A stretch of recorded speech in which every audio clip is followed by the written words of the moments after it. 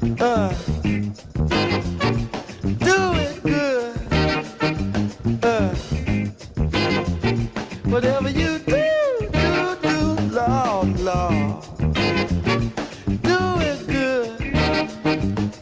Oh yeah. It's not what you look like when you're doing what you're doing. It's what you're doing when you're doing what you look like you're doing. Express yourself. Express yourself. They're doing it on the moon, y'all. In the jungle too. Everybody on the floor now, jumping like a kangaroo. So let the horn do the thing they do, y'all.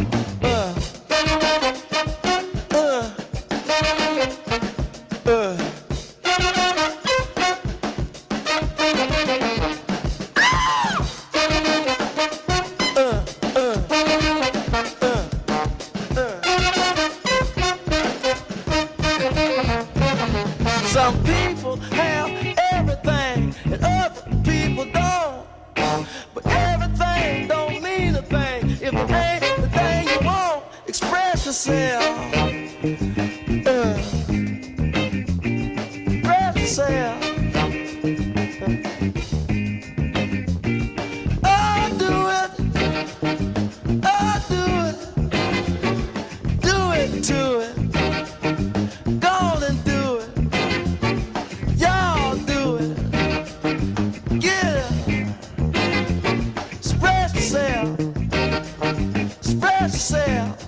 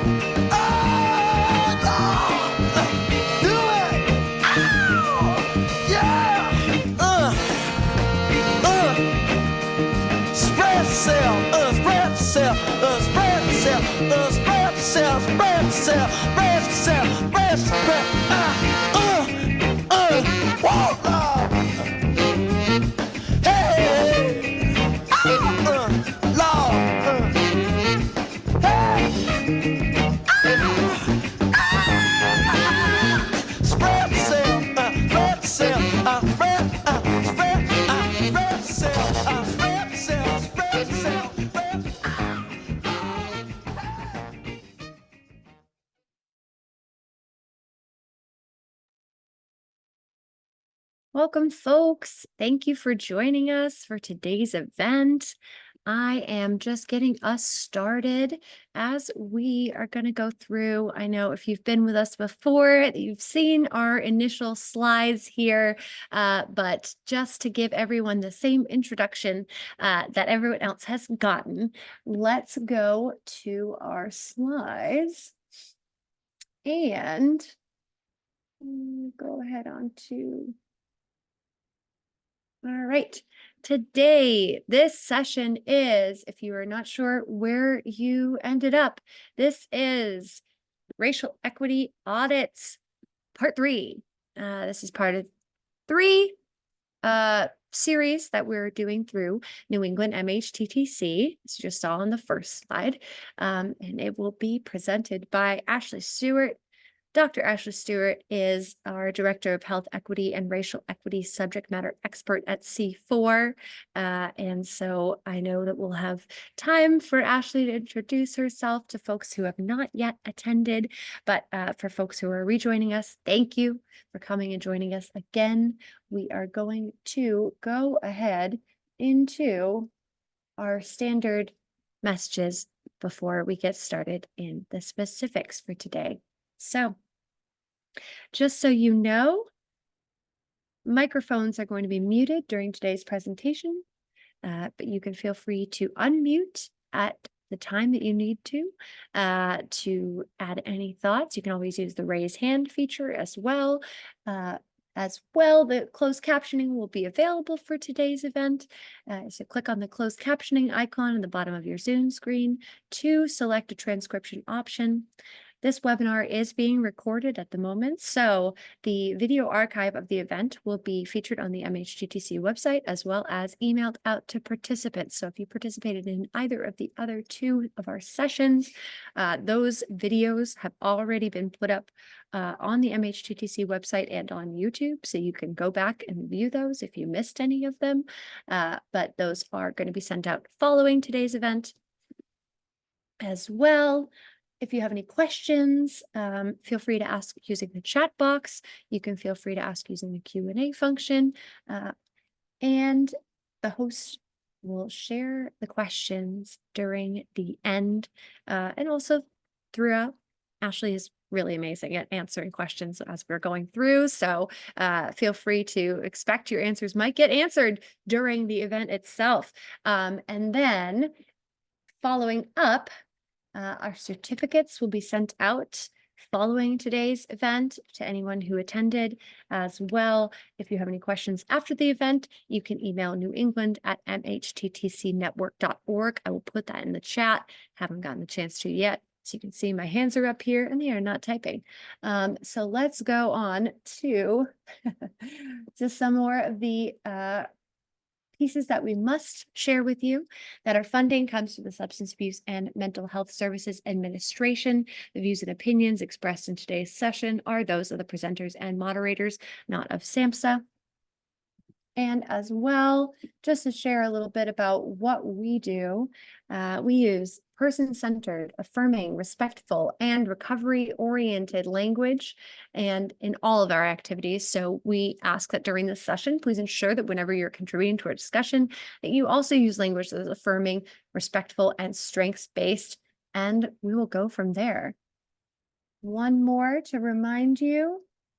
If you are not already aware, as a committed ally, New England MHTTC Network recognizes that the New England area is home to the ancestral land of many Native tribes.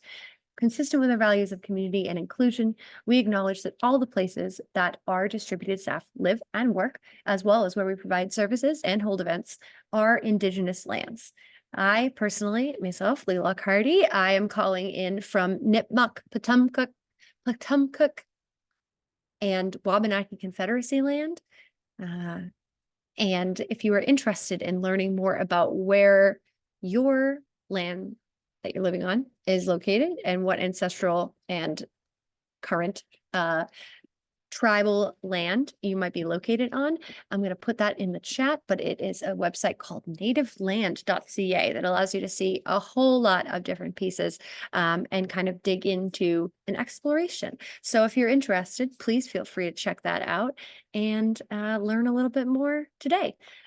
But what we'll get going with today is I'm going to drop my share if you're ready, Ashley, and we will get started. So again, thank you for joining us. And again, our speaker for today is Dr. Ashley Stewart. Ashley, welcome. Thank you. Thank you so much, Lee. Appreciate you. Hey, everyone. How you doing? Oh, my goodness. Where's everyone at? It's week 3. Good. Good. Let me know in the chat how you're feeling. Come on camera. Give me thumbs up. I want to make sure folks are here with us today. Good. Hey, Mandy. Hey, Charlotte. I'm great. Thank you for asking. Hey, David. Thank you. Thanks, Han. Hey, Danita. All right. Cool. Well, we see you, Devin. Thanks for joining us. Hey, yeah. Hey. Sorry, my screen was small. Great day. Hey, Ellen. Devin, we can't hear you. Why can't we hear you? I'm just good at reading lips. Yeah. Maybe try and see what microphone's connected or let us know in the chat. We want to hear from you. All right. So we mentioned that today would be kind of hands-on, and that folks who were joining today would really be building off of the last two. Just as a reminder for folks about what we talked about in the last two sessions. The first one, we really went over, why we center equity. What does it mean to take an equity-centered approach? We talked about the best practices about being a person in the environment, why inclusion and authenticity is essential as we look at this work, in addition to leading with a diversity and recognizing that diversity, inclusion, belonging, diversity, inclusion, equity, belonging, justice, accessibility, all of the things that we like to bring into this space all hold really unique and dynamic areas of focus that are important to give its own space and time. And so we really broke that apart by looking at what the research says about when we put D and I together and say diversity and inclusion, that does not mean that those two things inherently promote the other, and that you really have to have a specific focus. And so in doing that, we really looked at where do we start, and we talked about starting with equity.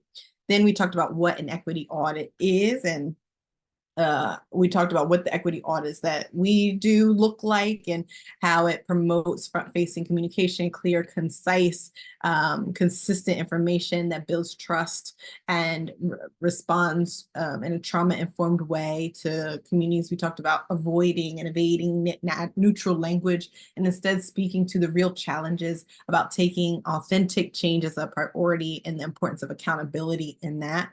We talked about what the process of an equity audit would look like and how it's important to be strengths-based. And then last week, we dove into those ingredients for change. We talked about what equity culture shift would look like. What are some pivots we could make? We used a strengths-based approach. We talked about pitfalls, but then we said, how could we pivot from them? Then we looked at some images that didn't necessarily, that reflected diversity, but again, was missing that critical part about inclusivity. Like, yes, it created a wide range of images of people, but that did not inherently suggest that A, that was representative of the people that we're serving, but two, that there's also so many aspects of multivariate diversity. So being really intentional about how we communicate and how we depict, reflective imagery on our websites or on our promotional materials or at our organization. So things that are hanging up on the wall within our organizations. So we talked deep about that. Then we talked about how to be strategic, what change fatigue, compassion fatigue, decision fatigue, and burnout can look like at an organizational level. We talked about stakeholder models and really reframed that, removing that term stakeholders, and talked about engagement, partner engagement mapping, like who do you include, what, when, where, and why. And in the midst of all of that, we had really good conversations because people had lots of questions last week, and I loved it. And we were able to talk about and talk through so much. And so we shared that today, that we would go back over the ingredients for change. We talk about Kotter's stages of transformation. I also shared that that I would have a little worksheet that we're going to do. And I decided to also throw in another framework and a theory of change into the conversation today for us to work through. So I chose that worksheet for us to do. And then I wanted to leave some time for questions. Does that sound like a good plan for us today? Yeah, I love it. All right, let's do it. Ooh, and Lee, I just need, I did not request it before. I apologize, but I need to be able to. You're good to go. Thank you so much. Also, I'm home today, and y'all know that it is a very big holiday week, so there's a lot of deliveries happening on my street. So I apologize in advance for Huey's passion as he tells all of the wonderful delivery drivers on the road to keep it going past my house. I'll do my best to try and mute as much as possible when he's engaging with them. All right. So y'all remember this slide a little bit? I told y'all about my inability to bake and to cook. Some of you were kind and offered to support me with that, and some of you laughed and Both of those were okay. I supported both of those things. We talked about how it's important for there to be multiple ingredients for change. And you thought about what were some of the ingredients that your organization might be missing. The reason why I'm going back over it today, before we go into Cotter's stages of transformation, is because this is going to come up again when we do our worksheet later. So it's promoting that we need vision and skills, incentives, resources, and an action plan in order to really make or promote change. And so, yeah, any thoughts about this from the last week? Or any thoughts that came up as you processed this a bit more last week?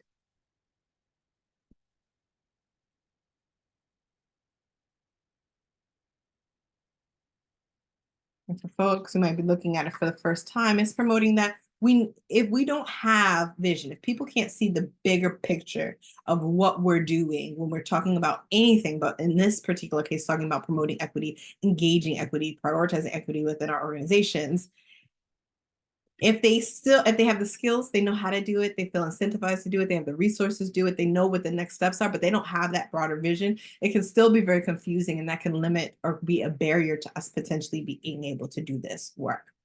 We talked about maybe you do have that bigger, broader vision. You know what the overall goal is. You feel really incentivized to do it. And we really broke down the incentives last week too. But you have the incentives to do it. You have the resources. You have the action plan. But you don't have the skills. You don't know how to physically do it. That's going to lead people to be really anxious as they give the vision, skills, the resources, the action plan, but you don't have anything that incentivizes people to do it. You're going to see that gradual, slow, incremental change. And if you have the vision, skills, incentives, and action plan, but no resources, my goodness, that's really frustrating. So we talked about what that looks like too. And then we talked about vision, skills, incentives, and resources, but no next steps, no action plans, know what we're going to do when we leave this meeting, when we leave this, convening. You're going to have a bunch of false starts, people trying things, people doing different things in different departments, not really being cohesive and kind of stepping over one another. So we talked about making sure that we have all the ingredients, and it might not be these, but we want to begin to identify, what might be the necessary ingredients for success. Yeah. It's very helpful in seeing where the organization is. Different places I've worked have had different elements of this. Yeah, that's so good. But weren't sure why things weren't working, and it's so easy to identify the changes in this way. I love that. Thank you for sharing. Other folks?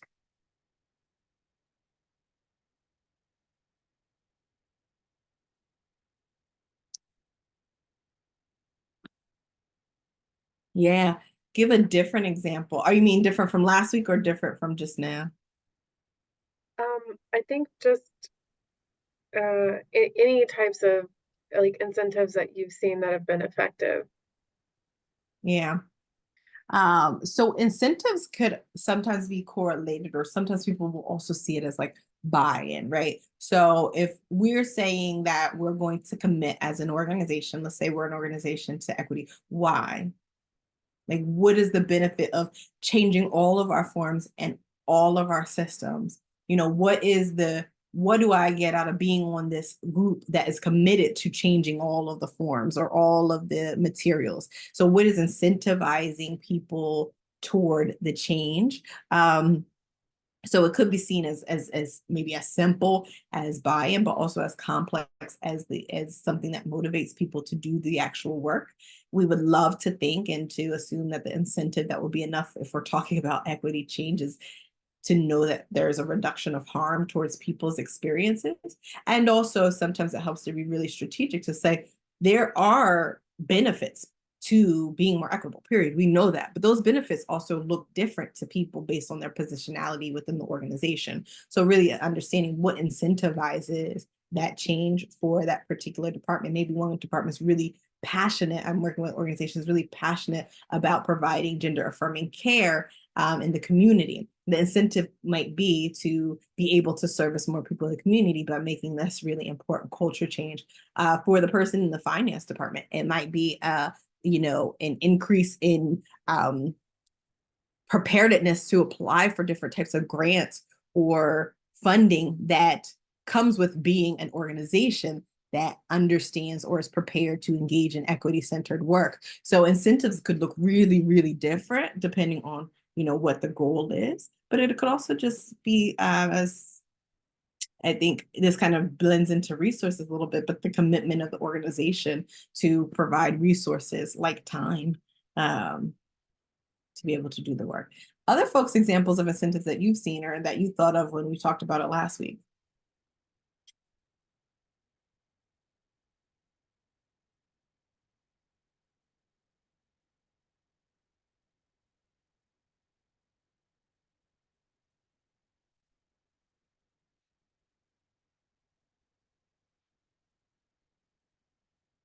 Anyone have any examples of incentives from last week? We have some new names in the room today. Hi, folks. If you're just joining us, feel welcome to try to jump in where you can. I mean, this session really builds on the previous two. I hope you had an opportunity to view those. And if you haven't, we're still really glad that you're here. And we'll try to incorporate and engage you as much as possible.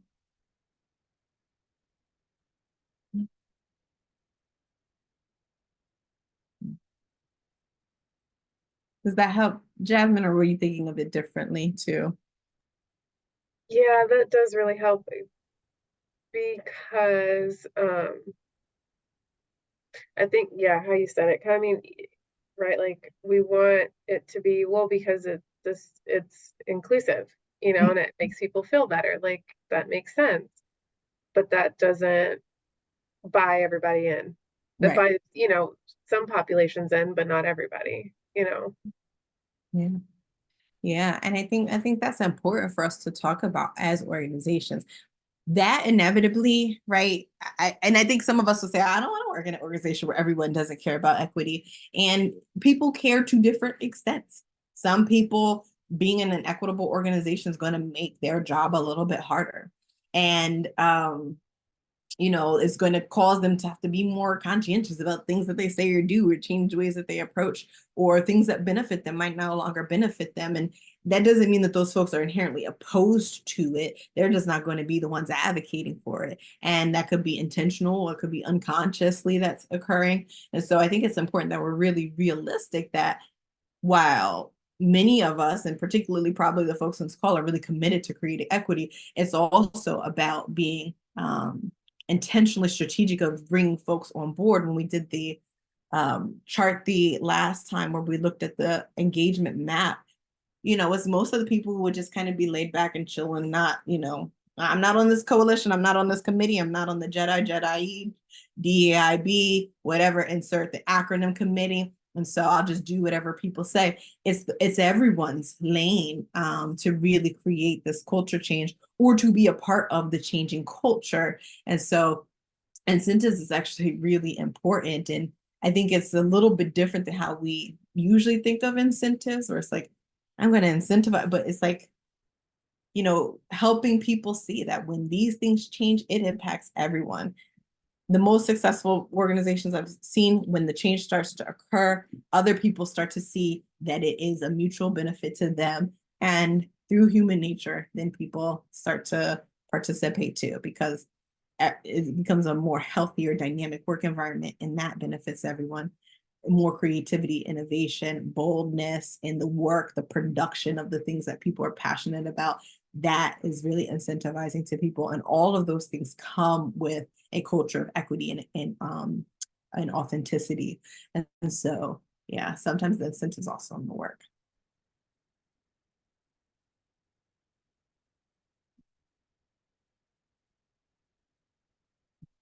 Other thoughts, other questions? Those are great.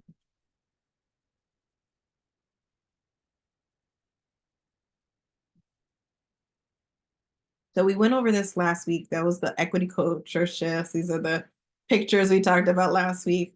And this is the engagements mapping, partner engagement mapping. We talked about burnout, team, and individual wellness, and how it's important to include everyone. So again, if you are just joining us for the first time, if you watched the playback from last week, that's what we talked about, and we answered some questions there.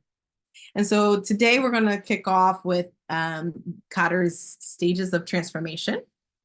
And Cotter poses these 8 different states stages of transformation. These are different steps that one can take. And typically it's pretty, like, it's literally 1, 2, 3, 4, 5, 6, 7, 8. But I want us to think about it in terms of being strategic and being inclusive, right? And there is a lot of strategy. Okay.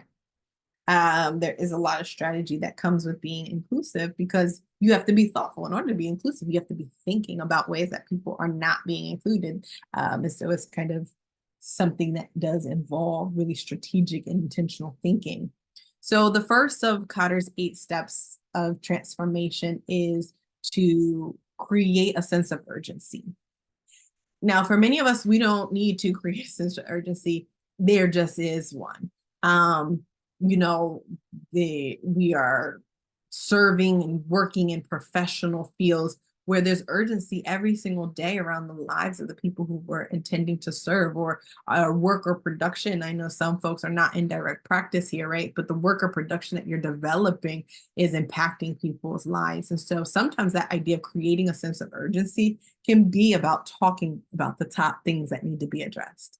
That is enough to create a sense of urgency, to bring to the forefront of the conversation the priorities that we're looking at. So craft and use a significant opportunity as a means to inspire people to sign up for change, to create change. The second would be to build a guiding coalition. Now, when we talked about equity pitfalls, we talked about how it's important to not delegate this work to a central group, to say that this is what this group does. So I don't want to conflate this to that, to say like build a guiding coalition, but we do need our groups of concerted efforts that has the energy to support a collaborative change effort.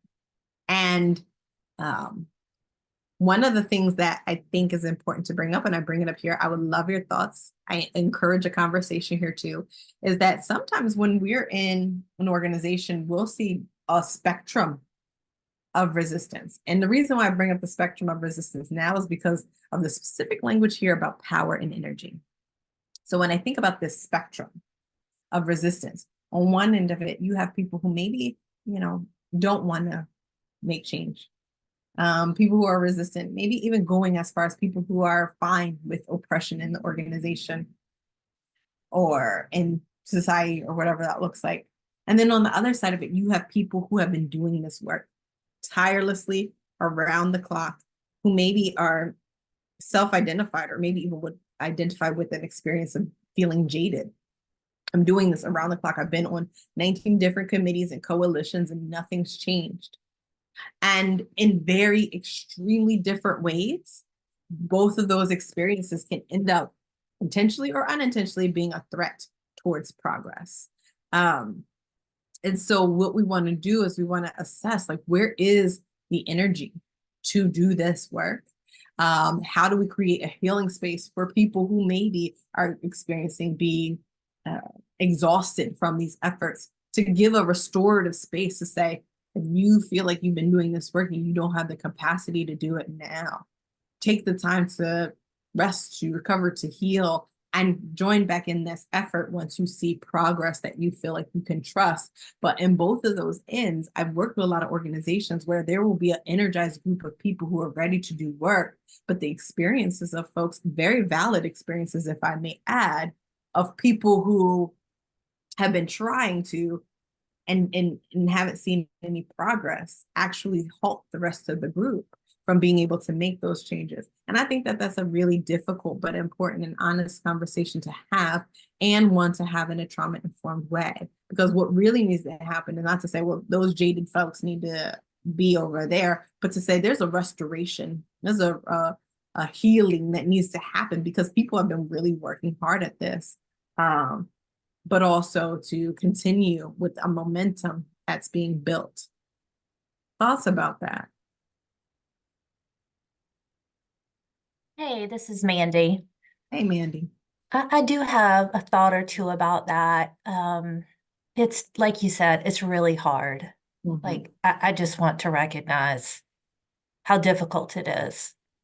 I work in a disability justice organization, And about 90% of us at our organization have a disability. So we live with a disability and we work in our community striving for disability justice. So we're surrounded, of course, as all of us are, by ableism, the problem that we work against every day. Yep. And as with all the isms that we all live with and we fight against, it's exhausting. And every time we go out to do a presentation or to try to affect change in the community, we're met with resistance.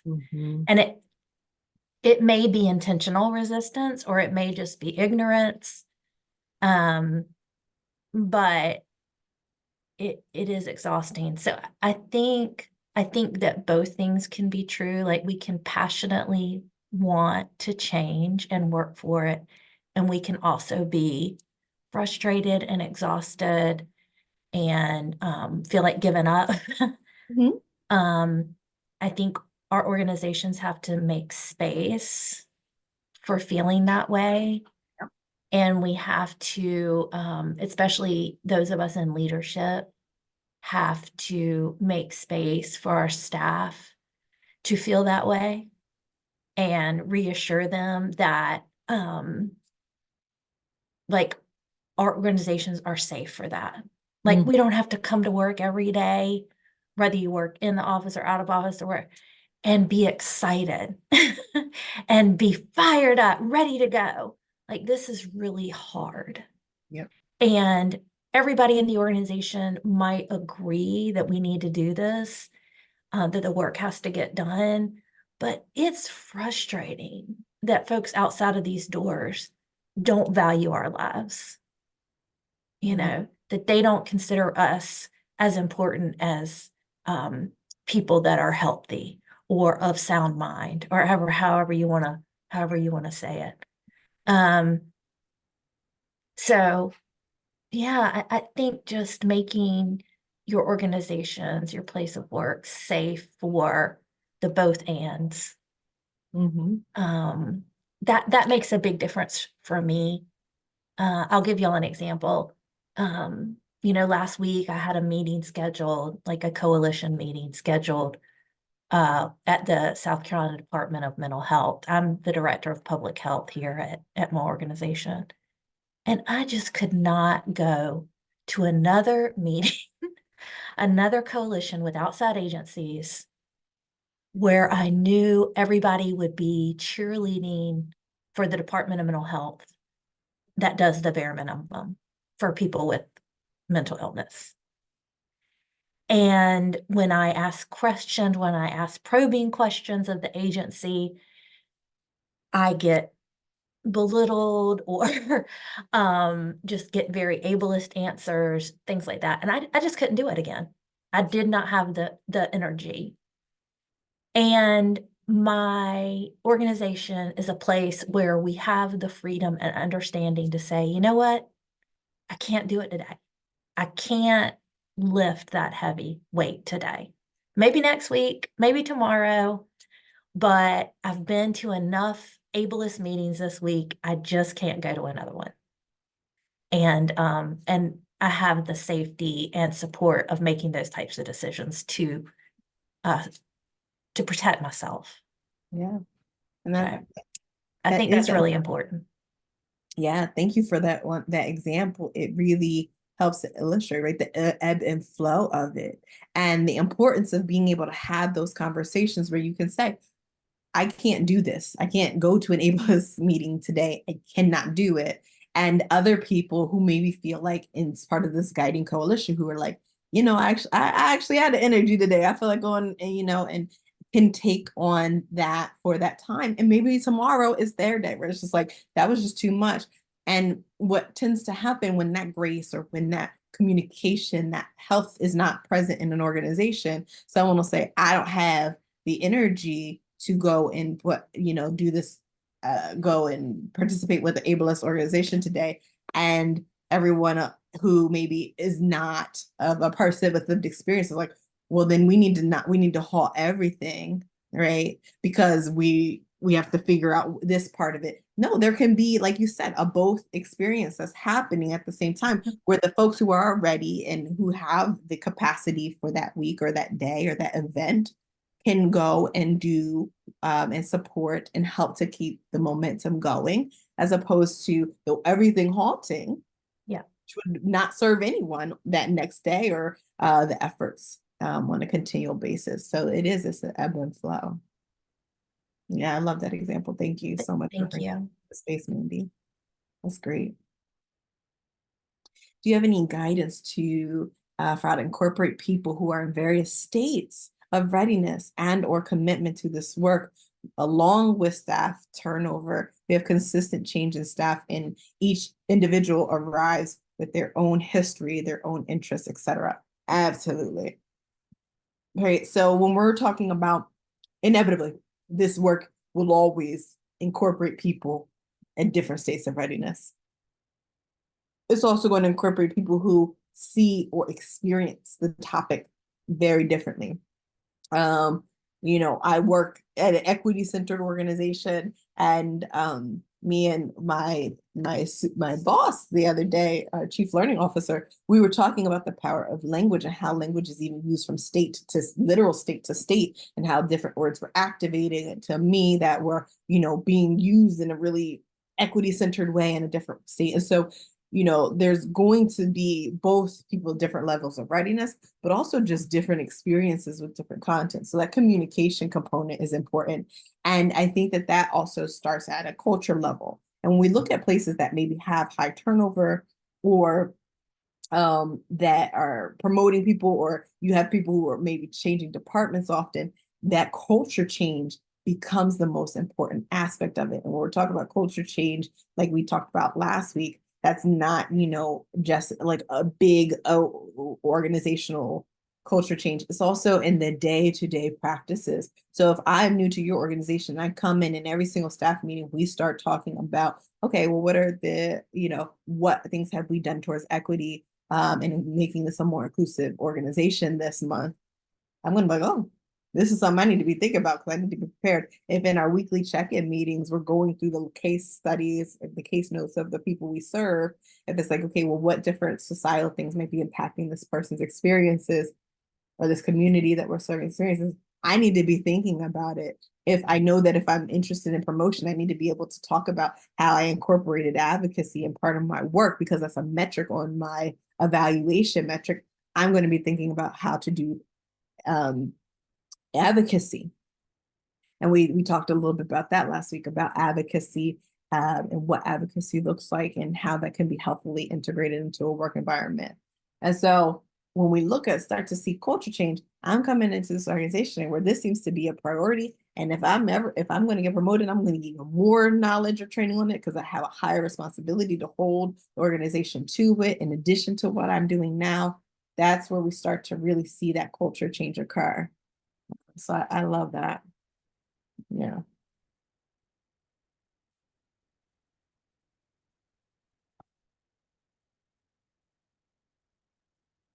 Please continue to put questions in the chat. This is a flowing conversation. This third step, yeah, of course.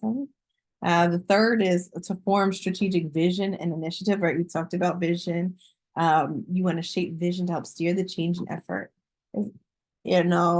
Day one, we talked about fluffy inclusion language. Our organization really values the perspectives of all people who we serve. That is really nice. And it doesn't say much, especially to people who are experiencing really specific types of systemic oppression. So we want to be able to communicate clearly, and in that vision, being really clear about what it is we're doing and how we're doing it and why we're doing it. We then want to enlist others. And I'm not the biggest fan of the term enlist, this literally, but engage others is probably, if this is my theory, this is probably the language I would use. I would say engage others. And I think that really gets to the question we were talking about earlier around the sentence that Jasmine put into the room for us to think about, was how do you engage other people? Now, it says a large force, but I remind you, if you have a team of 10, 4 people could be a large force, right? So we want to engage people who are ready, willing, and eager to drive change. Because to Mandy's point, there might need to be that opportunity for ebb and flow.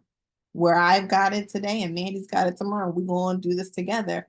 But we can give each other that grace because there's enough places and enough people for that change to occur. Yeah, exactly. Exactly. And the true team effort.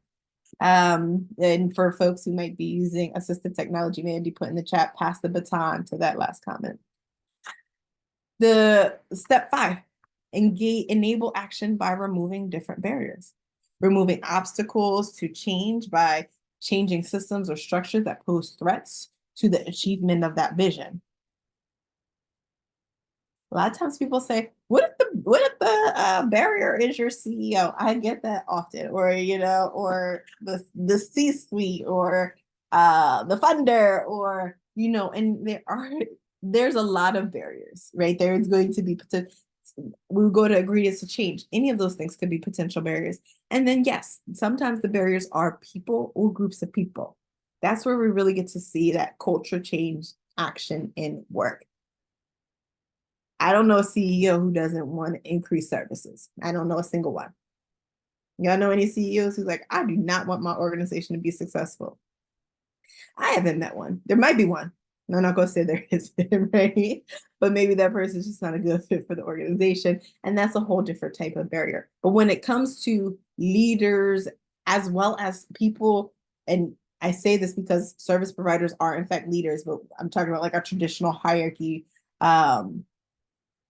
Everyone in the organization is the point that I'm getting, wants to see this organization be successful. And so when we get to people who maybe are experienced as potential leader barriers because, well, it is stifling the work of the folks who maybe are most ingrained or connected to the culture, that could feel like a really huge barrier, one that's not movable. But if we navigate from the sentiment that most people in the organization want it to be successful because our work is centered on it, the goals of equity align with that. And so it is about, again, getting to that space of being strategic to say, if there is a leader who's potentially really resistant, let's figure out what that resistance is. Let's figure out what they would benefit from in terms of this equity solution. And let's begin to lean into that as well to diversify our expression of what equity culture shift would do for the organization so that we can see it come to fruition. It's really important. And sometimes we have to be willing to express the benefits of equity in lots of different ways, which when we lean into it is quite easy to do, because I've yet to find a drawback to creating healthy, equitable, and authentic organizations. They all seem to be doing really, really great. Generate short-term wins, consistently promote, track, evaluate, celebrate volumes of small and large accomplishments. What does it look like to actually follow the metrics along enough to be able to show progress? Now, most organizations don't do this well because we tend to overlook the small changes. As C4, we have this process called passing the light, where we join a meeting and we'll just acknowledge something that happened. A partner that we worked with that was really happy because Lee did such a great, wonderful job connecting them to quick and reliable services, right? So like that is so important. Oh, thanks, Lee, for drawing my attention to the question. That is such an important thing to bring up because it could show that by Lee being really thoughtful in language and being really intentional about inclusivity, this has now generated an even more positive outcome for our organization. That is important. But if we're not paying attention to that or creating space for that to be expressed, a lot of these short-term wins, smaller, but I would argue really significant accomplishments that are happening in an organization are getting passed day by day by day without people leaning into them. So keep track. That's we served 2 more people. We served 10 more people, whatever that might look like.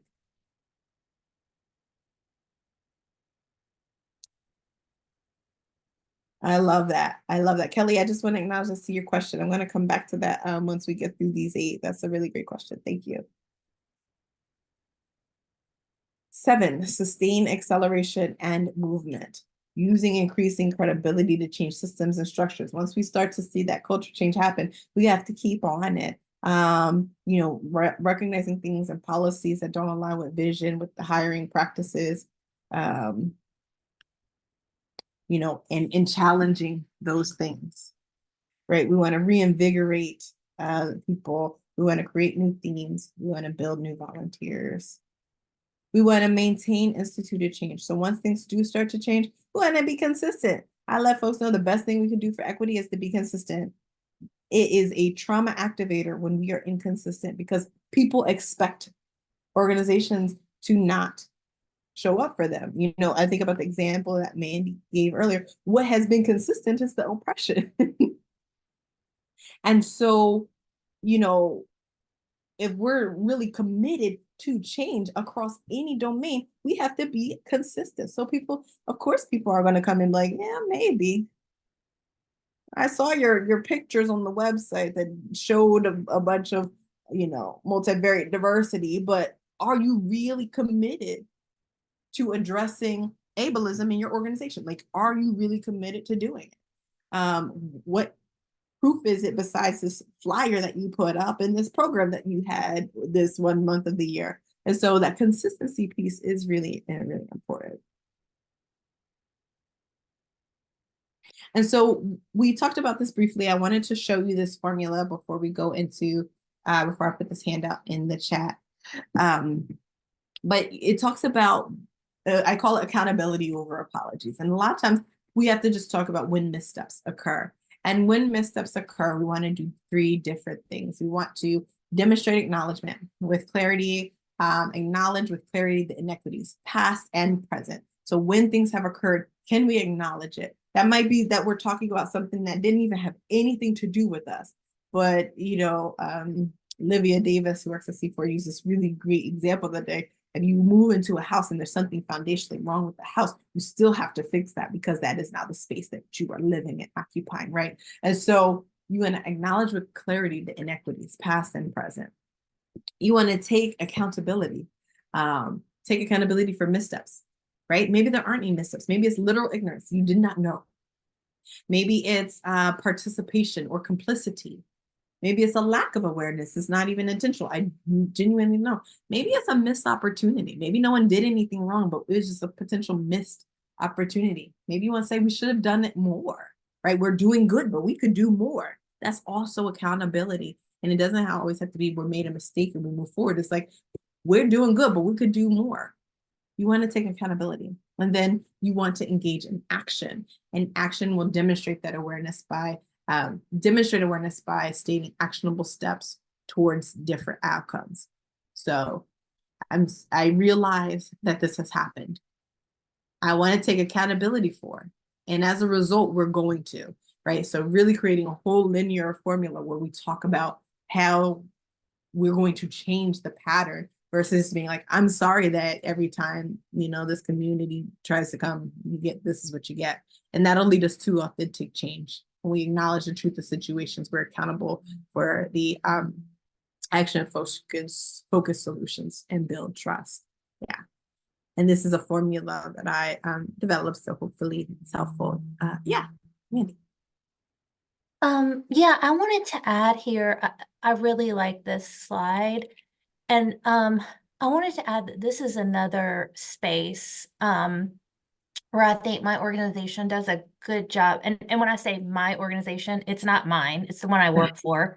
I'm not the ED or the CEO, but we allow each other to make mistakes. When someone is first hired and is a new hire, we don't expect them to know everything there is to know about disability or independent living or the disability community. And even after years of working here, we don't expect everyone to know everything about everything we do. You know, and I think that's really important in the work that we do in equity work and in work against ableism or racism, in gender equality. You know, all the work that we do in justice work, we have to be allowed to make mistakes Yeah. so that we can learn. I think there's a lot of folks, including myself, that that sometimes we tiptoe around issues. Mm. We're scared of making mistakes. But I have done my best work and learned the best lessons when I've been allowed that safe space to maybe screw up, to say the wrong thing, to offer, you know, I remember one of my first really rough lessons in this job was I put a photograph in one of our team's chats. And I was like, oh, look at this great photo of me and so out at an event. And I forgot to give an image description. Well, we Mhm. have numerous staff here that are blind. You know, so I had someone, you know, talk to me outside of the chat and be like, oh, by the way, don't forget to give image descriptions. And I was like, oh my gosh, I was so embarrassed, but I never Mhm. did it again. Right. So I think it's real, but I didn't feel judged. You know, it was just one of those moments where I was like, oh yeah, the light bulb went on. Mhm. And so I think that's really important where we need to be able to make mistakes and not feel judged or not feel shame um, for what we've done, you know, because it's all about, you know better, do better. Yeah. And there's a lot of, I think, freedom in knowing that you're in a place of safety to do those types of things. Yeah, I love that. And I don't know if you were here the first day, Mandy, but we talked about um accountability being an action of kindness. And Mm, when, like someone coming up to you and then, hey, you forgot to put a description, a photo description, that was really kind of them to do, to let you know, yeah, to give you the opportunity to fix it, to address it, and to not do it again. Is kind to the people who would yeah, experience maybe feeling that moment of being left out or not able to engage. It's also very kind of you to be like, thank you for letting me know. And so when we engage or create a culture like that, it really does benefit us all. Yeah.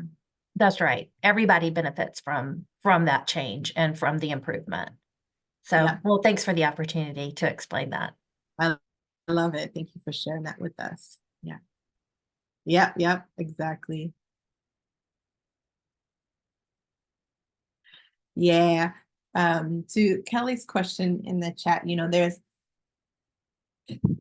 there are a lot of really great resources, and there are a lot of resources that aren't accessible and accessible in a lot of different ways.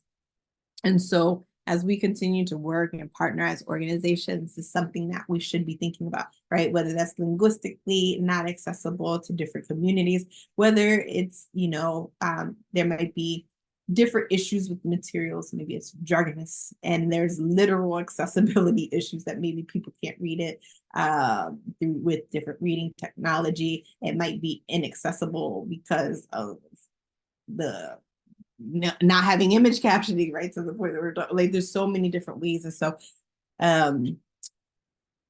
I can provide some, but I don't know that I can ensure that they're accessible, because a lot of organizations are really still working towards that. So yeah.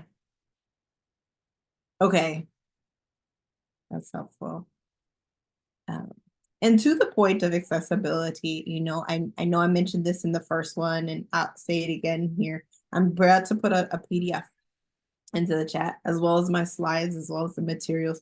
I always do have an accessible version of things that folks can access. So if for any reason the ones that I put in the chat or the slides that I'm using are not accessible to folks, I do have them available. I want to take a moment to go over this worksheet. I'm going to put this worksheet in the chat for us to look at, or for you to use as well. I'm trying to figure out. I don't want to send it to just one person. I'm going to show it on the screen and walk us through it.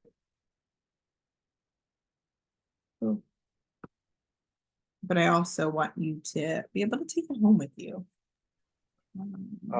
Before you go ahead and you jump on to the slide, right?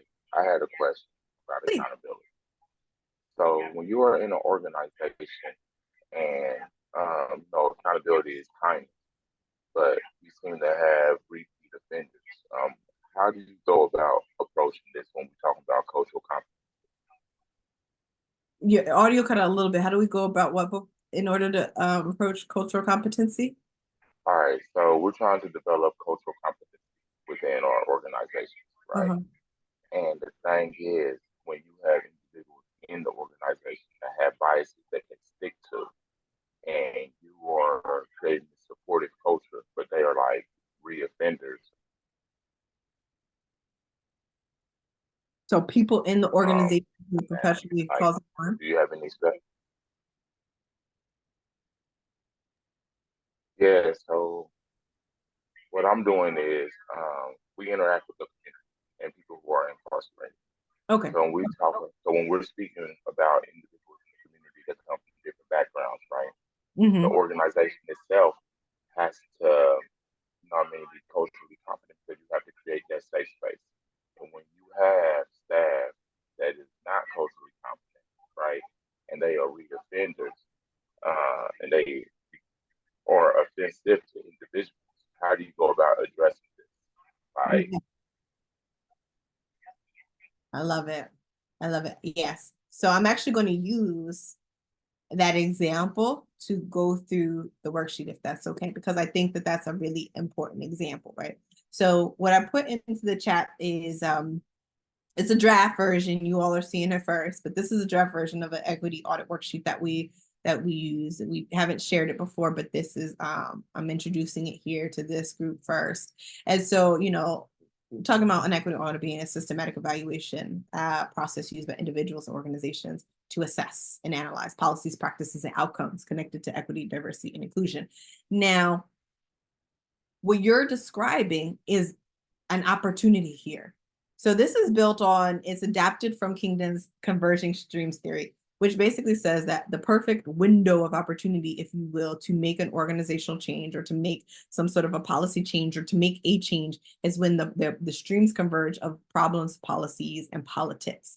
And so while we can acknowledge that that's probably a good opportunity to begin to address things, we can also assess that these are different pockets of opportunities to begin to prepare. I like to say we need to be prepared for the yes. And so you are talking about an organization that's striving or thriving to be culturally competent or culturally attuned or equity centered.